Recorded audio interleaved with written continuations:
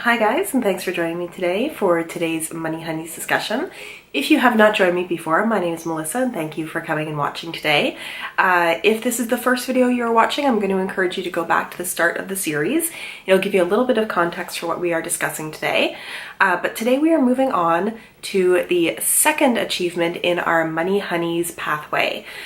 We've spent quite a few videos now talking about how to set up a budget, talking about how to understand what your income is, what your expenses are, as well as a whole discussion about net income, gross income, variable expenses, fixed expenses, some different ideas of how much they should be in your budget, how to manage your budget through the month, just a whole bunch of things about your budget, your income, your expenses, because those are the foundational building blocks of managing your money. If you have those things under control, if you can use those tools, that monthly budget to plan things, you can achieve anything you want to with personal finance. Now, what we have been talking about is balancing your income and your expenses to give yourself a little bit extra each month, to have your expenses be less than your income. And I told you at one point in a previous video, the reason we are doing that is because we are going to be using that gap there, the income that you have not allocated yet, to work towards our next achievements. And the first achievement we are going to work towards after getting the budget and expenses in order is having 1 month of an emergency fund. And when I talk about an emergency fund, I'm talking about money that you do not touch unless it is a true emergency.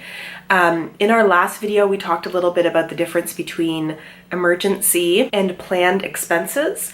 Your emergency fund is really going to be for emergencies, things you couldn't foresee. Basically, the 1 month is going to be a small version of it. It's going to be just enough that you don't feel like you're just living on the edge. A lot of people live paycheck to paycheck, and by having 1 month of emergency expenses, it means that you are no longer living paycheck to paycheck. You are always a month out. You always know that you can at least live for the next month without any issues should anything happen. Emergencies that are unplanned come in a few varieties. One is that you lose your job and there's no income coming in. In that case, 1 month emergency fund is going to be a little slim, but I mean, you can probably scramble to do some other stuff in the meantime, and at least you know that you have a little bit of breathing room. It could be that you get sick for a few weeks and can't go to work. A 1 month emergency fund is definitely going to help you there. If something goes wrong with your car that was unanticipated, a 1 month emergency fund will definitely help.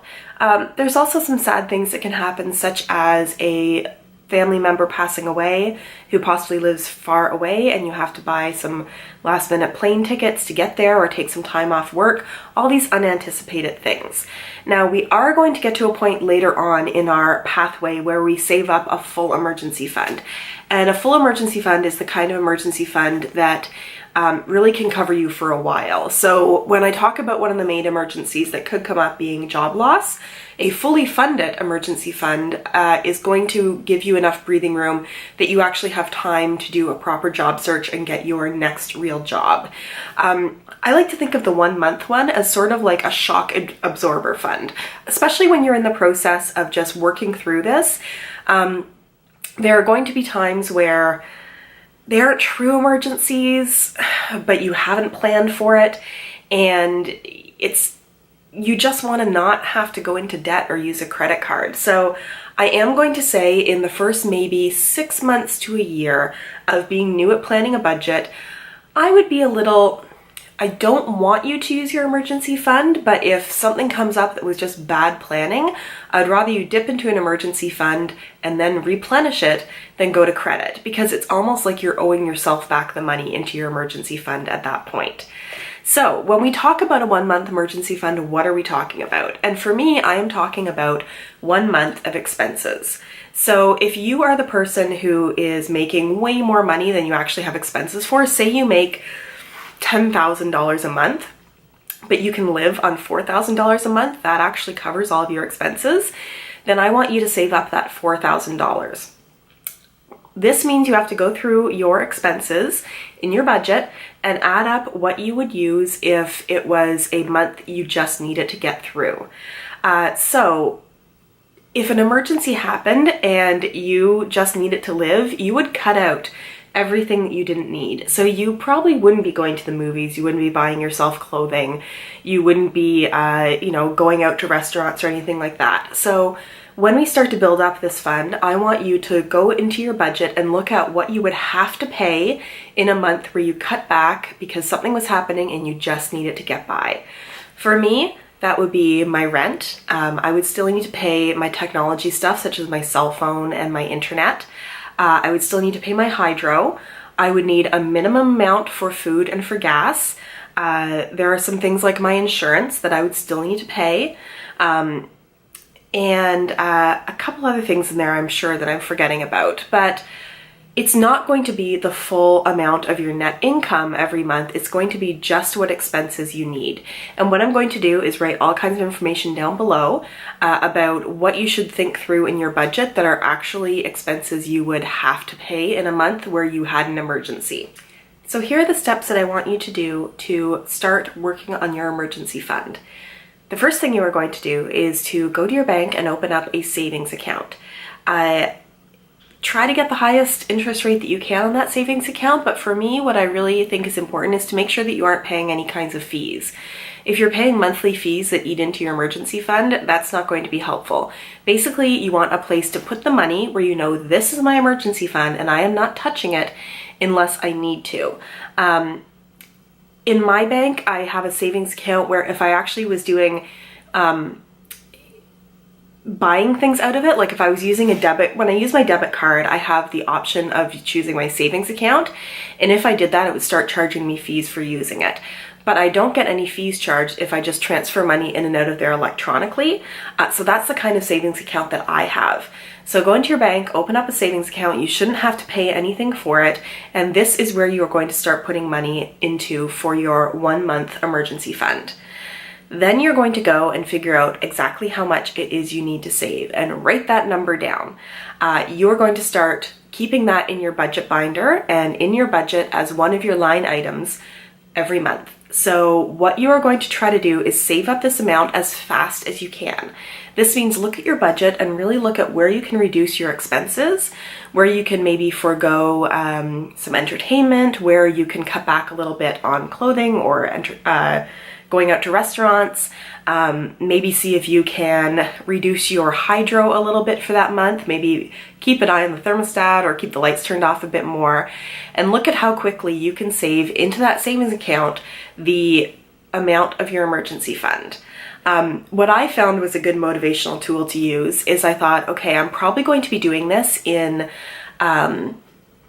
intervals of, let's say, $20. And I am hoping that I'll be able to put in like $100 a month, $200 a month, something like that. But I'll show a little picture here of, I took my emergency expenses for that 1 month and broke it down into what it is in each category. So my rent is an astronomical amount. I have a $1,500 amount to pay in rent, and that depends on where you live, about how crazy that is and everything else. But I took that $1,500 and broke it down into $20 increments. So I was excited each month to be able to put money into my emergency savings fund and fill in the number of little spots that I could have that showed how close I was saving towards having 1 month of rent. I did the same thing with 1 month of hydro, 1 month of my car insurance, 1 month of my home insurance. It really gave me a visual for thinking this isn't just money that I'm putting away. This is how close I am to having 1 month of rent saved up. This is how close I am to having 1 month of food saved up. And it gave me a little bit of motivation to see those blocks be filled in along the way so that I knew I was making movement towards it. To give you a bit of extra motivation as well, I have some statistics that I pulled up here, and these are Canadian, but they are similar to those in the States, if not being even maybe a little more troubling in the States, that according to a 2015 Bank of Montreal survey, 56% of Canadians say they have less than $10,000 in available emergency funds. $10,000 is a lot, but through our process with our larger emergency fund, we are probably going to get there because it's probably going to be about the emergency fund that you have.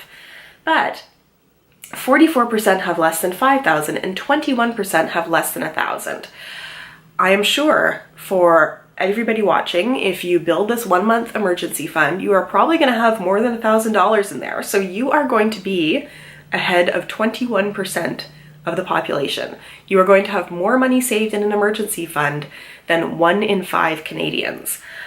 So just think about how far ahead of the curve that puts you.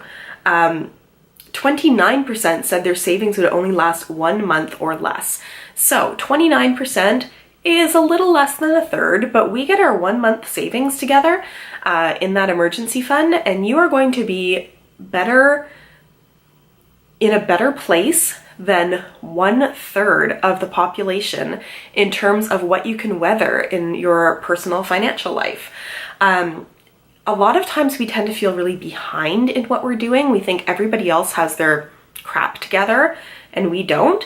So just let that tell you that, you know, you do this and it'll take a little bit of work chipping away at it, but you are going to be in a better place than a lot of people are. And you should really pat yourself on the back for that when you get there. I will also say that if you are somebody who has savings built up somewhere, not in a retirement fund, but if you have sort of a savings account that's floating around there that maybe you have some money in, if you are randomly saving up for like vacations or furniture or something like that, and it's not actually earmarked to something, figure out that amount of your 1 month of emergency expenses and transfer it into a savings account. If you have money sort of around, do this in one step and get it done and then move on to the next thing. But this is a really calming sense when you have an emergency fund done. And if you can get that 1 month of expenses in there and do it as quick as you can, you will suddenly have breathing room. It means that you are living like 1 month ahead. You are not living paycheck to paycheck. You are always 1 month out. So you always know you have that buffer zone there, and it gives you such a sense of inner peace. I'm going to finish off here by telling you a story about when I wished I'd had an emergency fund. So I have been married. I'm no longer married, but when I first got married, my husband and I decided that we wanted to move to a new location and buy our first house. So I was coming from Toronto and we were moving into an area outside of Ottawa. We had found our house, we had money saved up for a down payment, some of it from wedding gifts, some of it from RRSPs, a whole bunch of things. And when we were making that move, he was going to be keeping his job and I was not. I was going to be looking for a new job when I got out here. So we bought the house, we moved, and then I got a letter from the Canadian Revenue Agency, which is the equivalent of the IRS, but here in Canada, saying you did your taxes incorrectly last year and you owe us $3,000 and plus interest. And I looked at that and thought, no, I don't. I had my taxes professionally done last year. So I took that letter and I called the people who did my taxes and said, what's up with this? And they pulled all the information, they looked at it and said, oh, we accidentally put in a 9 somewhere, we should have put in a 6. So yes, you do owe that money. All we're gonna do is pay the interest on it. And I was in shock and I said to them, well, I don't have that money. They said, well, you should have that money because, you know, it's not money you should have gotten from the government. And I was like, yeah, but in that time I bought a house, I moved, I don't have a job anymore. And suddenly I owe the government $3,000. And I had to pay it to them within like 2 months, I think, before it started accruing more interest. I ended up having to borrow that money, and borrowing money when you are out of work is not a fun place to be. The amount of stress that I had in my life was huge. If I had had a pot of money saved away somewhere where I could have paid that out of it and then rebuilt it again when I had gotten my new job, I could not tell you how much better that would have felt than how I actually felt in that situation. I'm going to end here by telling you what you will sometimes hear when you go into a bank to set up a savings fund or talk about an emergency fund. I will often go into my bank and sit down and review a few things about my finances and decide what I want to do for that year and put into RRSPs and all the rest of it. And they'll often look at this one savings account that I have and say, well, you should be doing something with that. You're not earning any interest on that. And I'll say, well, no, I'm earning minimal interest, but that is my emergency fund. And oftentimes at the bank, they will try to tell you that you don't need an emergency fund, that you have a line of credit or you have a credit card, and that will cover you in an emergency. And that is just wrong. Don't listen to people who say that and really question people who say that, because If you have no money saved and then you lose your job and then you start using a credit card, how much stress is that going to be that you are seeing more and more money that you owe when you don't have any money coming in? I would much rather have a big fund there that I was spending down through than seeing myself go further and further into debt. The other thing being that, you know, a bank can actually call in your credit amount anytime they want. Like, yes, you have a minimum amount that you need to pay every month. But if they don't feel that you are handling things properly or something happens, they can say, hey, you know that $10,000 in that credit card? You need to pay all of that now. And how are you going to do that if you're in an emergency? It's not something that a lot of people think of. And I just think if you decide that going into debt is how you're going to handle an emergency, you are just causing so much more stress in your life, because then when you get to a point where you're doing okay again, all you're doing is digging yourself out of the hole that you were in already. At least if you had an emergency fund that you were spending down, you may have to rebuild that fund again, but you have some breathing room there. You have some time to build it back up, and it's not accruing interest and digging into how much you owe. And it's just, don't listen to people who say that you do not need an emergency fund and that credit cards or line of credits will cover it. Not true. Not the same, and not somebody who knows what they're talking about. So, thank you so much for joining me today. I'm going to put all kinds of information down below, as well as your homework from this series. Please feel free to ask me any questions in the comments. I will answer anybody who puts a comment down there. If you enjoyed this, please give me a thumbs up. It lets me know that somebody is watching. And if you have not subscribed, please consider doing so. I try to get these videos out once a week, usually on Sunday, so that you can follow along in my Money Honey's path. Thank you so much for joining me today, guys, and I will see you again in my next video. Bye.